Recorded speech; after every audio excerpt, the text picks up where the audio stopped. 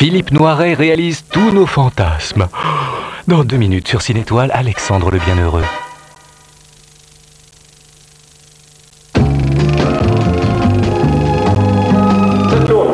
À la caserne, on se trompe beaucoup et tout le monde n'a pas la conscience tranquille. Léonore n'a pas gagné la médaille de la bonne conduite, mais elle aimerait bien gagner le cœur du lieutenant-colonel.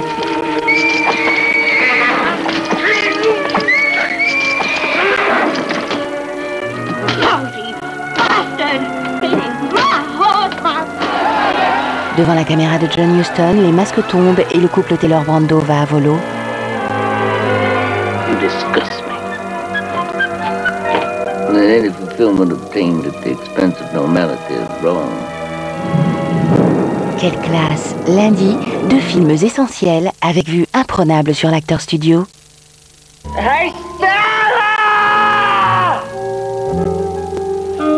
Like an animal's habit. Complètement secoué, doucement pervers, entre folie douce et sentiments troubles, suivez 2 acteurs magnifiques, bien dirigés par Elia Kazan. But talking about his desire, his brutal desire, enable that rattle-trap streetcar that bangs through the quarter. Et en prime, une pluie d'Oscars pour Vivien Leigh, Kim Hunter et Karl Malden. You'll never leave me, baby. Lundi, les étoiles de l'Actors Studio brillent très fort sur Cine Étoile. À 21h, Reflet dans un œil d'or en VO, et à 22h45, un tramway nommé Désir en VO. S'il vous plaît, un vrai silence. Merci beaucoup.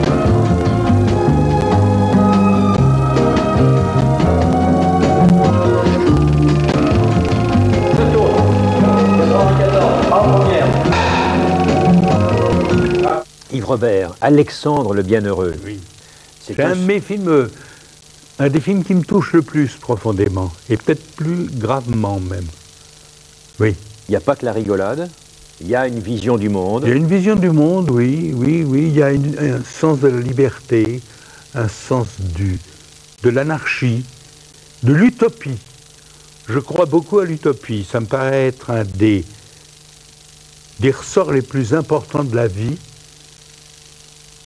parce que l'imaginaire est là, et il n'y a pas de limite. C'est un homme libre, c'est un utopiste. C'est-à-dire que c'est d'abord un esclave.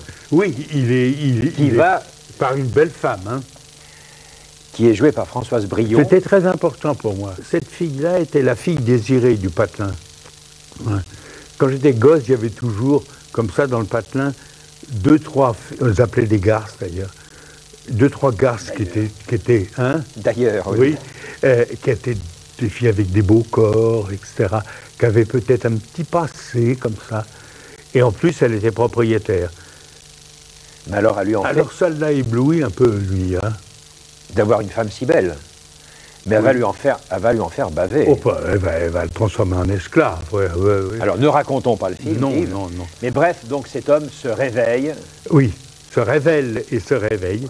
Secoue ses chaînes. Alors, il y a une jeune femme qui apparaît dans le village, qui est jouée par Marlène Jobert. Alors ça a été une trouvaille parce que j'avais écrit, je travaillais avec Pierre Lévy-Corti, j'avais écrit, enfin une fin où le chien, puisqu'il a un chien qui est son valet de chambre. Voilà, il y a un chien très important. Oui, très important. Et vous disiez à l'époque d'ailleurs que ce chien, c'était pas n'importe quel chien. Ah non. Il s'appelle le chien dans le film. Il s'appelait le chien, oui. Et qu'il avait, est-ce que c'est vrai, vous allez me le dire, qu'il avait 10 ans de métier derrière lui. Ah oui, c'était un chien de musical, oui. Il était formidable parce qu'il aimait son maître. Quand son maître dormait comme ça contre une meule de foin, quelquefois, il venait, il le sentait, il le touchait, il lui caressait la main, puis il se mettait devant lui, il faisait des sauts périlleux. C'était son métier. Et s'il arrivait dans le patelin, une fille encore plus paresseuse qu'Alexandre, et qui découvre Alexandre le Bienheureux, qui dort depuis 2 mois, 3 mois, comme un être exceptionnel. Et le rôle est mystérieux. Est-ce que c'est une salope, cette fille? J'emploie les mots de mon enfant quand on parlait des femmes. Attention aux chiennes de garde. Oui. Est-ce que c'est une innocente? Est-ce que c'est une fille qui voit demain, qui se voit propriétaire terrienne? Au fond, Alexandre le Bienheureux, c'est le droit à la paresse. C'est le droit à la paresse, oui, que j'avais lu, jeune homme. Un pamphlet du 19e siècle de Paul Lafargue. Paul Lafargue, gendre de Marx, qui part du principe que les prolétaires sont descendus dans la rue avec des pancartes où il y avait marqué le droit au travail. Eh bien, vous l'avez maintenant. Hein? Vous travaillerez à la sueur de votre front. Et il parle d'une société socialiste totalement utopique où l'homme pourrait travailler 2 heures ou 3 heures par jour et vivre après. Écouter de la musique, lire, vivre. Vivre, tout simplement. Et ça m'avait beaucoup troublé, moi, ça, le droit à la paresse. Alors, un conte philosophique, hein, tout de suite, sur Ciné-Étoile, Alexandre le Bienheureux, Allons-y. Philippe Noiret, Marlène Jobert, Françoise Brion et le chien. Et le chien.